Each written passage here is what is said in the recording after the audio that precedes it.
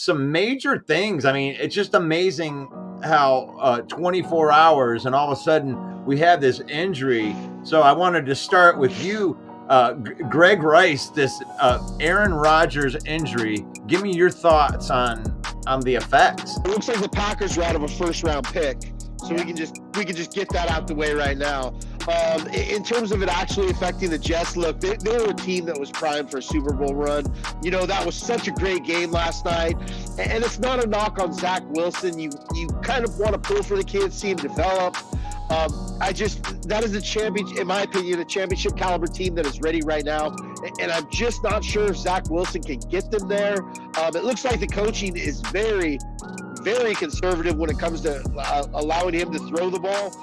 But they'll have great backs that allow them to not have to run the ball. But eventually they're going to, throw the ball. But eventually they're going to have to throw the ball. And I'm not sure if this coaching staff has confidence in it. But what a great game last night. God, that was such a great watch. So much better than Sunday Night Football. Yeah, well, I mean, it's so great when you're looking at it and you're not seeing Aaron Rodgers out there. Now, I know Main Event Mike, I know that you watched all of the Hard Knocks and almost started liking this guy. Yeah, for sure. And I'll tell you something. What really impressed me about Aaron Rodgers was his mentorship of Zach Wilson and the way he interacted. You know, we thought he was, this arrogant diva guy, but really Hard Knocks really exposed it. He's just a down-to-earth guy, he's a quiet guy. And I was actually starting to like Aaron Rodgers, and this was a terrible blow for the New York Jets, for the New York Jets fans, and for Russell Wayne's fantasy team. This is a terrible blow. And it's just sad. I really was looking forward to the Jets being in the mix in such a tough AFC East division. And look, they came out and they beat the Bills, right? The favorite in that division. They came out and stopped them on the first game. So, they, like Greg alluded to, they got some great backs. Man, is Breece Hall exciting. But let's face it, without a quarterback, they're not going to make it to a Super Bowl. There's no way. Last year, they were a 7-win team. They have a stellar top 5 defense, maybe top 3 defense in the whole league. And that's going to get you so far, but it's not going to get you to the promised land. Last year, they were a 7-win team. Maybe they can eke out 9 wins this year. Maybe the mentorship of Aaron Rodgers over Zach Wilson has matured him and progressed his game to where they can get to 9 wins this season. But that's not going to cut it. It's not going to beat the Chiefs. It's not going to beat the entire AFC North division. The Browns look really good. Truck sticking the Bengals. So the AFC is totally loaded.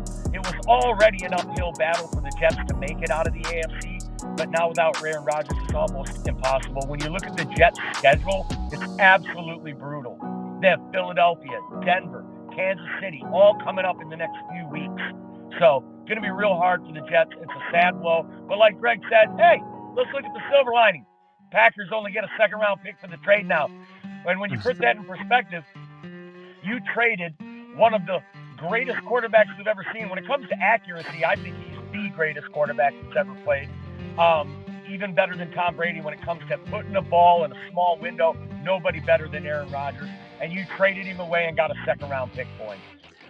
By the way, Vikings are not in a good place right now with that 0-1 start headed into Philly. They're about ready to get that work, aren't they? Don't you think, Greg? Well, they had their backup center come in for Bradbury, and he did an all right job. And someone that I was kind of high in last year's draft was Ed Ingram out of LSU. And this kid just does not look like an NFL pro. He's getting beat up by the Bucs, and now to think he's got a matchup against Jordan Davis and Jalen Carter, it's just not looking good. Oh, Lord. It is official now. Aaron Rodgers has torn his Achilles and will be out for the entire season. Could this be a career ender, Greg? What do you think? Is this the end of his career now? No, it's too much money on the table. He'll bounce back. He'll bounce back, man. But Achilles is devastating, though, dude. That's devastating to get as a 25-year-old. So, I don't know. I don't know if we can ever think that Aaron Rodgers would ever be the same after that, because mobility is definitely part of what it is that he brings to the table. And, gosh, it's hard to come back from ruptured Achilles, man. So Hooker, healthy enough to trade Teddy to the Jets for more draft capital? I don't know. That sounds like some savvy Brad Holmes type shit right there, don't you think? Let's give Detroit Fan Man a big shout out for that one, because that's a great call right there. That'd be a risky move, you guys. I was really looking at this year as kind of a redshirt year for Hooker, but I mean, they're offering like a second or third. I mean, do they believe in the other part of that team enough to do something like that? Yeah, I mean, that's a long shot. That's a good long shot call right there. That's a good punt right there. David says, I hope that you get well soon. God bless. Wow, there's somebody with some character that's watching the show. Thank you for the comment, David. Now, does this mean that the Packers don't get that first round pick? You just alluded to that.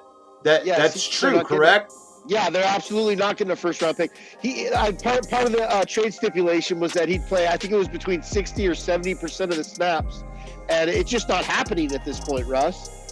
So, I mean, the Packers are out. I'm sure Packers fans are kind of like about this, but, you know, at the same time, there's some Packers fans who don't want to go see Rodgers be successful anywhere else, and I get that too. So it's a win-win for kind of both sides of the spectrum, but, you know, it's kind of sad to see Aaron Rodgers go out like that. Yeah, and the Packer fans have to just be feeling like, yeah, like, I mean, they totally dominated that trade. They basically used them all the way up until the very, very, very end, and they end up getting a second-round pick for somebody that was, yeah, I mean, that looked like a freak injury, too.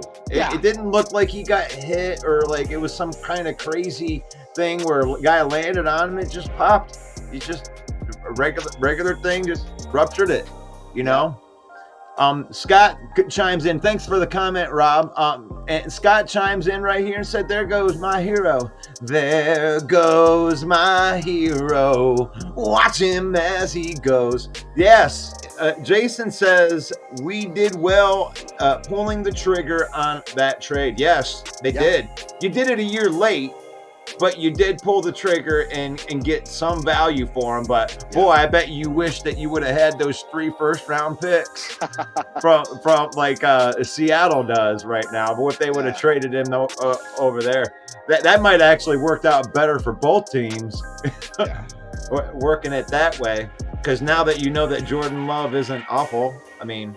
Well, we don't know that yet, but he had a pretty good game. Now, you know, I think it's really funny, like, a lot of people put out these crazy trade proposals. Oh, we got to go get Mike Evans. We got to go get, you know, Tyreek Hill. Is he available? Like, all these, Jalen Ramsey, that was a big one over the summer and everything.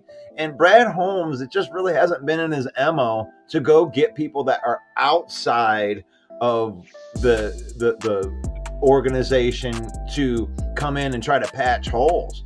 He always like we're going to have $70 million next year as Lions fan. That's a lot, but don't expect them to go out and find the shiny thing to sign that dude. That's the shiny thing. They're probably just going to pay their guys with that money. They're probably going to extend Amon-Ra St. Brown. They're probably going to extend Jonah Jackson. They're probably going to try to keep the band together because it's looking pretty good so far. So no, I don't think that they're going to trade Teddy Bridgewater, their security blanket, because they do believe they're contenders this year. What do you think, Mike? I love it.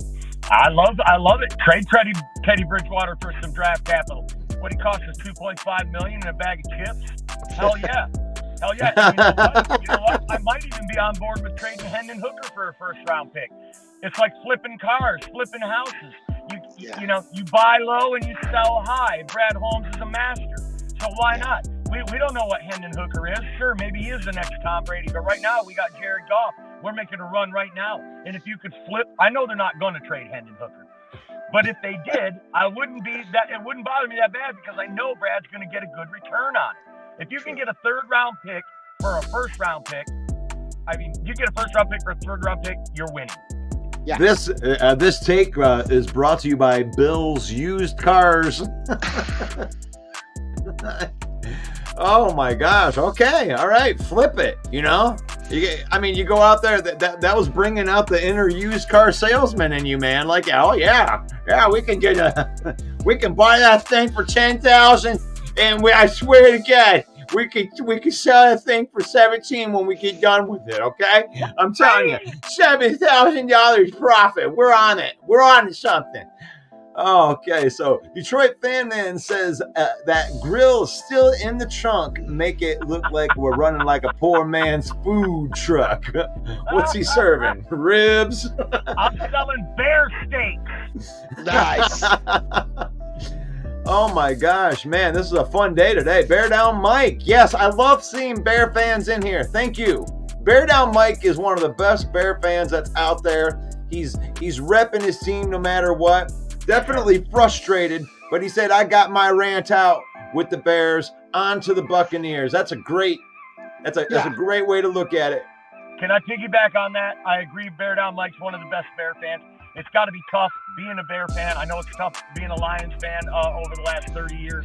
So we definitely feel your pain, Mike. We respect you. We appreciate you coming in, sticking by your team. You're not a bandy. You're going to stick by your team no matter what. You got to have a short memory, and you're moving on to the Bucs. Put that atrocious game against the Pack in the rearview mirror. Kudos to you.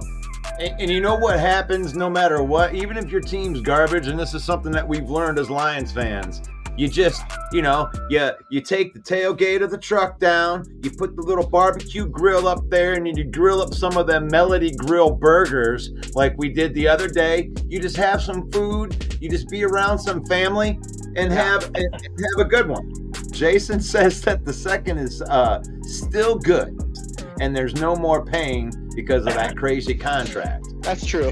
I'm going to need Jason to explain that one because I can't decipher that one. The second round pick they get for Rodgers is still gold, and it's more than it's worth more than having to pay for Rodgers' crazy contract. Okay, gotcha. A second round pick gets a good return for Aaron Rodgers, and you have to pay that crazy contract. I got news for you though, Jason. You're still paying that crazy contract, my friend. It's still hitting your cap this year. Yeah, but you know what's great about the way that they did that, and this is where I give Gouda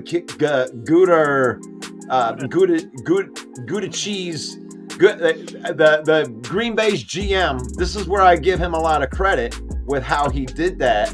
Was he put all of the burden into this year with the contract, so that way he just rips this Band-Aid off. If Jordan Love's any good, he's going to show up next year with like $70 million of cap with a loaded team. So it's Green Bay's GM could, end up being, coming out smelling like some roses right here. Multiple attempts you tried there to pronounce Gutekunst. I think I'm saying it wrong now. What was legendary right there? It was legendary. You pulled that off, sir. Oh, Packers won that deal hands down. Yeah. I mean, you think this ends his career? I don't think so, but it's definitely a possibility. 40 years old. He'll be 40 years old at training camp next year. That's a tough sell. I mean, really think of your life at 40 years old. Like if you're a 40-year-old person, just think of the want to do that, right? You got all this guaranteed money or whatever. Is it something that you're willing to do? I mean, that's a hard injury to come back from. Even if he wanted to come back in the amount of time that he needed to. Like if he wanted to be back by next year, he's going to have to work his ass off to get ready. Russ, my counter to that is, look, Aaron Rodgers, if anything, is very prideful, man. And so I understand the 40-year-old debate. Does he come back from this? Look, he's a very prideful man. There's no way that on God's green earth, that man is going to allow his career to go out like that. I just don't see it, you guys. And so you think he'll do it? Like, you think that he'll go through? 100%. I think he'll pull through, come through, Russ. And how are you going to leave the Big Apple on this note? He would lose a lot of just general NFL fans who liked him even before he was a Jet. For him just to get all this money and leave, I just don't see him doing that.